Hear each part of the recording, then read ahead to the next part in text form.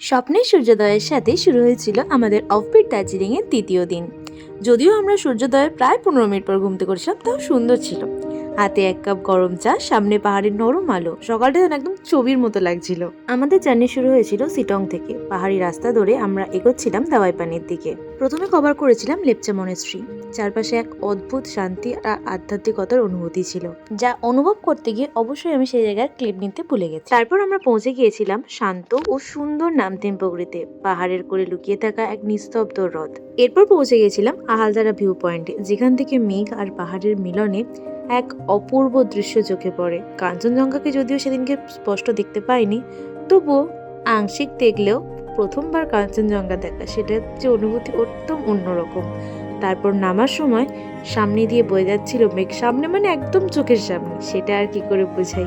এরপর আমরা পৌঁছে গেছিলাম আমাদের সেই দিনকার স্টে, যার নাম আমি বসে ভুলে গিয়েছি।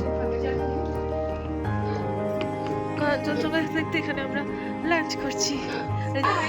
পাঁচটার সময় আমাদের লাঞ্চ করেছি, এখন 6টা বাজে, খিদে পেয়ে গেছে।